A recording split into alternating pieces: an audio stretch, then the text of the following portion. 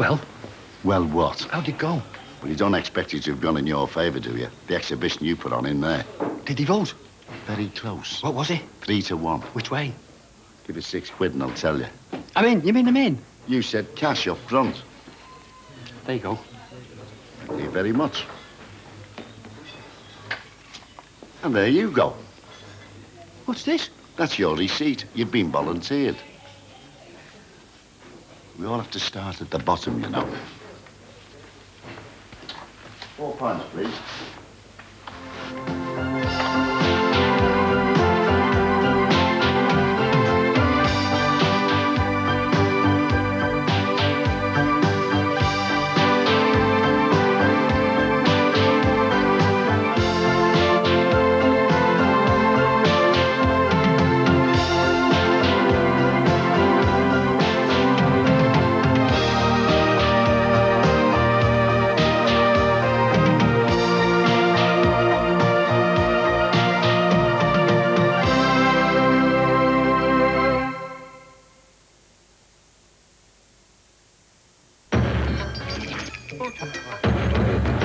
From the winter collection, a new order for Sunday lunchtimes, APB. Spandex. We love it. Doesn't find it sexy, well, that's fine. My name is Simon Rice, and I'm a dancer with the Royal Ballet.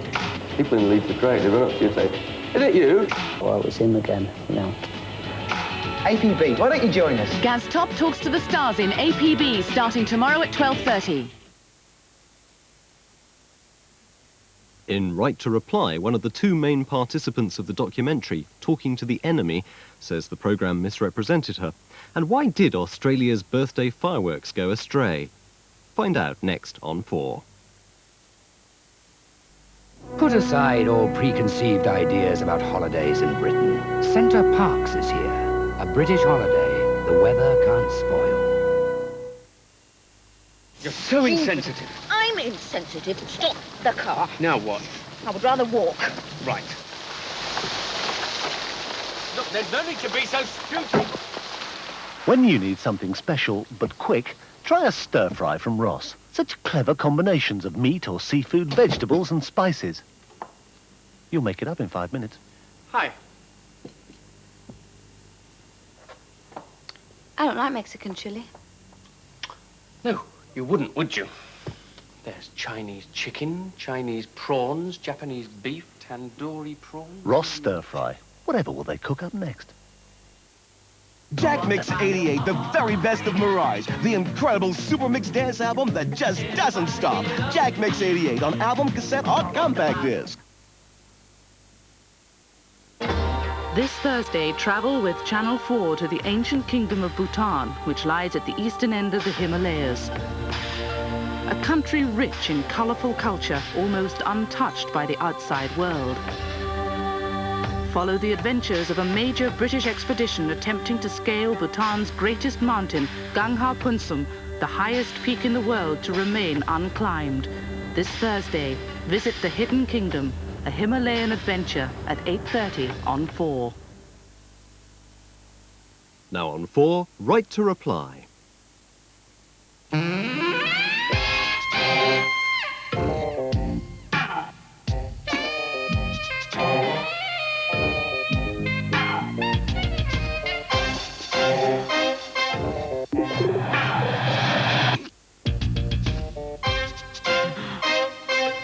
Good evening and welcome to the viewer's first Right Reply of 1988, a year that began in spectacular fashion on Channel 4 with a live broadcast from the other end of the world showing how Australia was celebrating its Bicentennial, the 200th anniversary of the arrival of the first white settlers in Botany Bay.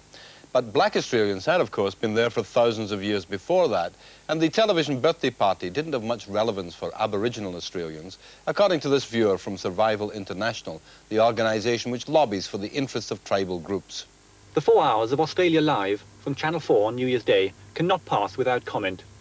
If this high-tech extravaganza was intended to set the tone for Australia's bicentennial celebrations, it inspired little confidence in their real commitment to the continent's first inhabitants, the Aborigines.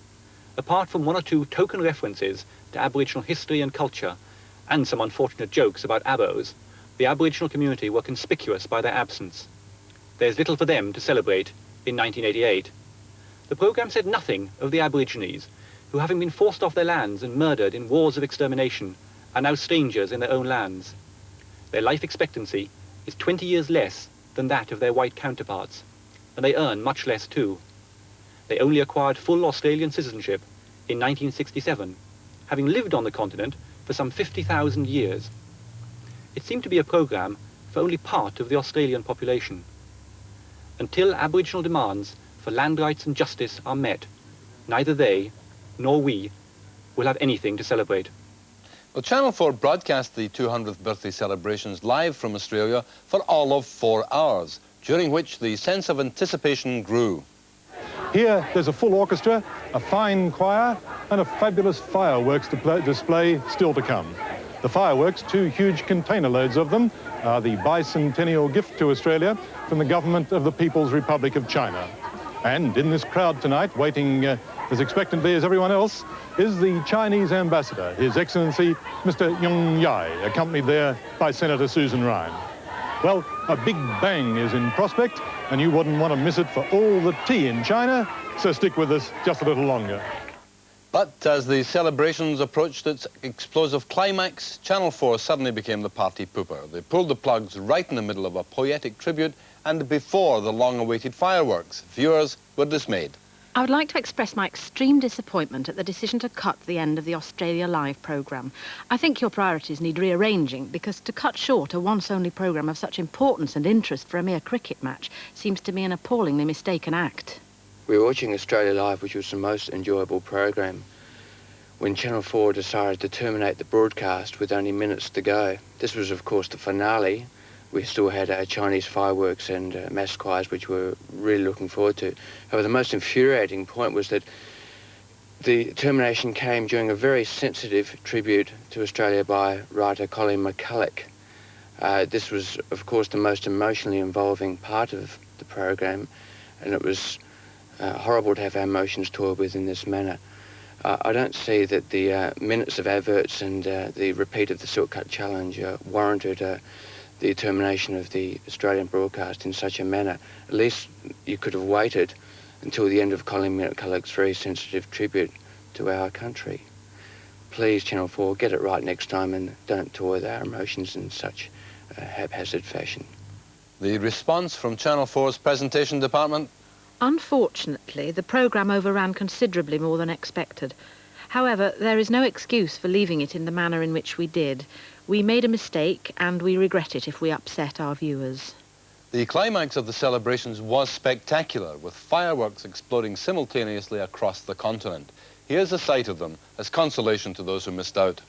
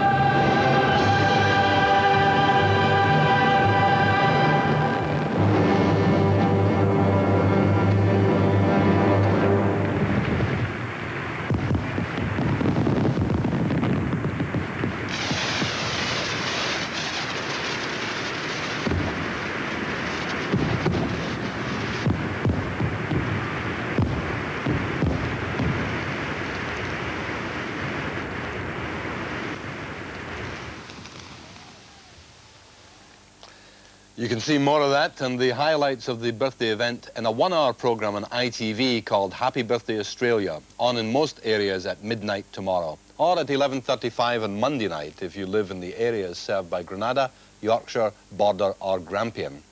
Well, Channel 4's opinion slot comment over the holidays featured the cartoonist Steve Bell and his satirical view of this year's world events. that you love force. My fault I fear. I thought that you'd want what I want. Sorry, my dear. But where are those clowns?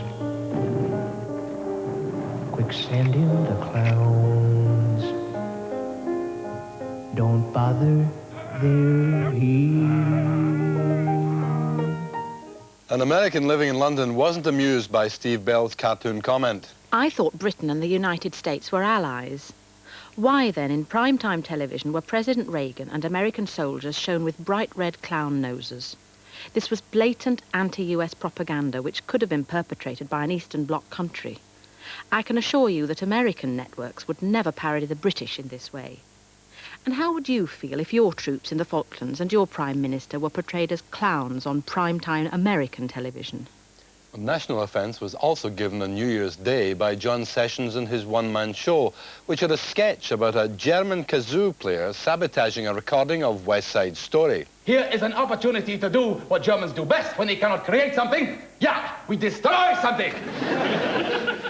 We are going to this recording studio, yeah? They're making this West Side Story. So, we wait. We wait till there is perfect silence on those pine wood walls. And then we play the kazoo and ruin the recording. Give you the signal. Just at the perfect moment for destroying the recording, we go 1, 2, 3, 4, 5, 6, 7, 8, 9. Loose! The recording will be kaput. And we will have our honor. Being a German, I don't normally take offense if I see somebody trying to impersonate Germans or taking simply the mickey, because I think that in every national characters there will be traits which are funny to other countries. And so I'm never angry if I see something done really good, like, for instance, Peter Ustinov doing a really good thing about